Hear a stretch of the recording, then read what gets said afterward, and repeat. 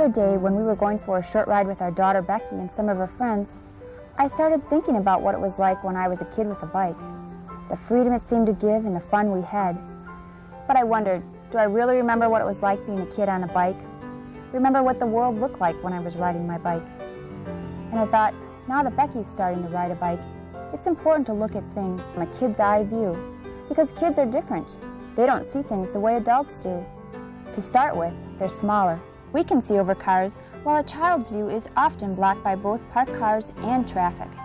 And children have a considerably narrower field of vision than adults. Kids have a different sense of what's important, and they are easily distracted by what's happening around them. Our example influences them, for better or worse.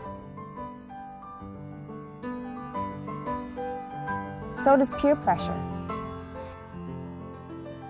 And while they want to do things the right way, sometimes they forget or get distracted. And they feel that when they're off the street, they are out of danger. There are lots of things we need to teach our kids that would have made this bike ride or any bike ride safer. Here are some of the things we've learned. Make sure their bike is the right size and is in good working order. They should be able to stand flat-footed over the bike. There should be at least an inch of space between their body and the top bar. If your child has a step-through frame, there should be an inch above where the bar would be. Before starting any ride, everyone should be wearing a bicycle helmet, no matter where you are riding, no matter how short the ride. We value Becky's life and our own. That's why Jim and I wear our helmets every time we ride our bikes. We insist that Becky does too. She knows that if she doesn't wear her helmet, she's not going to ride her bike. Think of what happens to an egg when you drop it. Your head is not that much different. A soft mass inside a thin protective shell. When you put an egg inside a helmet, the helmet, not the egg, absorbs the shock. The same goes for your head. There's a wide variety of bicycle helmets available these days. Choose one that is comfortable and fits well. A helmet that fits properly will not be loose, and it will sit firmly and level on your head. The chin strap should be snug, with just enough room to slip one finger between it and your chin.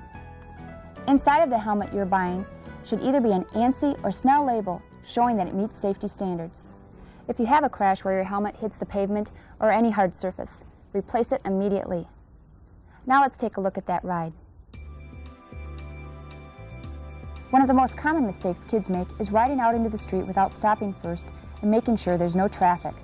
We grown-ups know that when we enter a street, the cars on the street have the right of way. We know how to judge the speed and distance of oncoming traffic. Children don't know these rules of traffic and are much less able to judge the speed of approaching cars. They often make the mistake of assuming that because they can see the car, the driver can see them. Because kids are small, drivers actually have a harder time seeing them. We need to teach them the traffic rules and when it's safe to enter the street. Teach them to always stop before entering the street. If there are parked cars, check them for drivers or running engines, which could mean they are about to pull out into the street. Then stop again at the edge of the cars.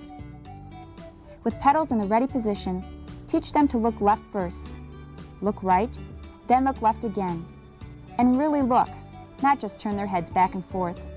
We need to teach them that only when the way is clear in both directions is it safe to ride into the street. Once on the street, the kids made a number of common mistakes. See if you can find them.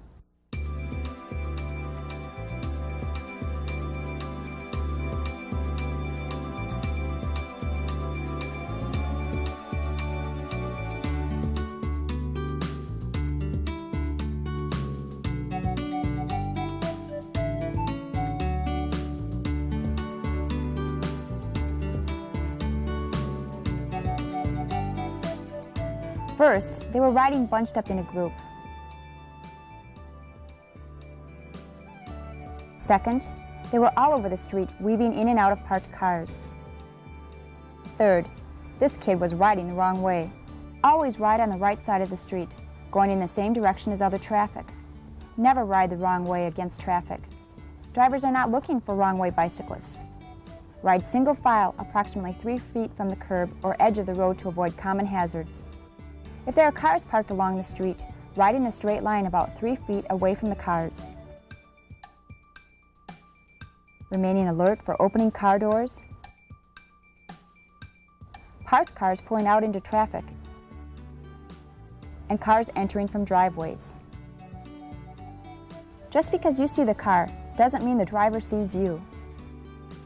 When they came to the stop sign, the driver of the car set a bad example for the kids.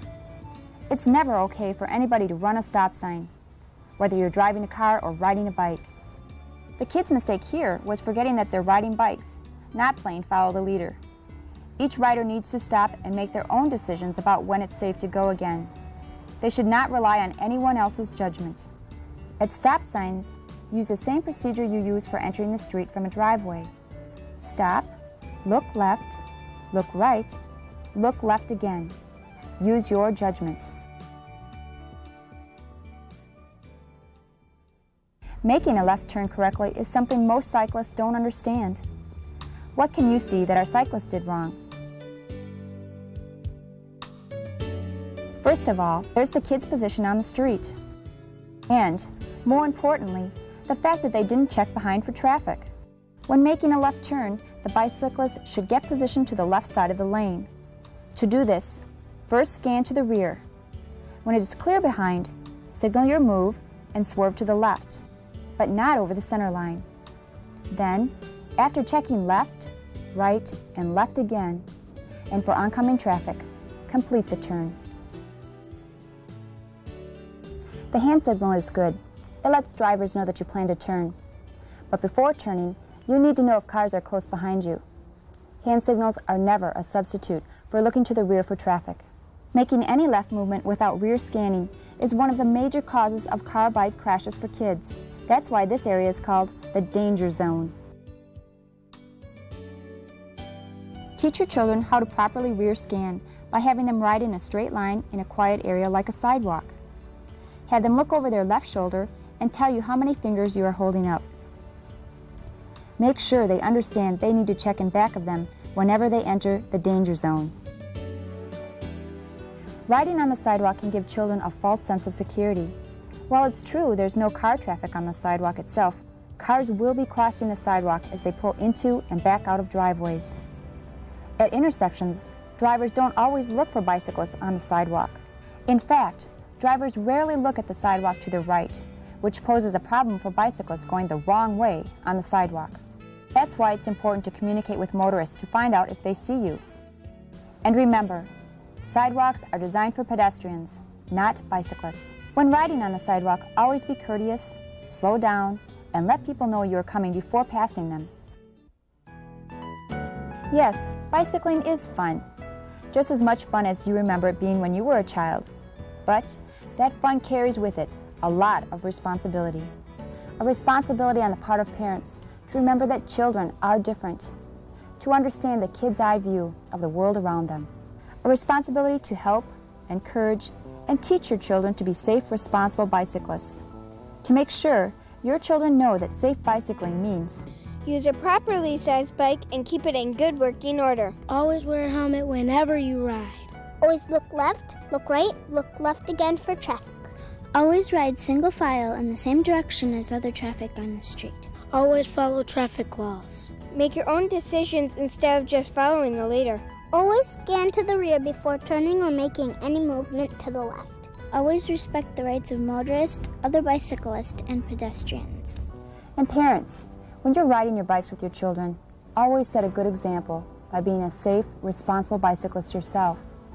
Remember, your children are watching from a kid's eye view.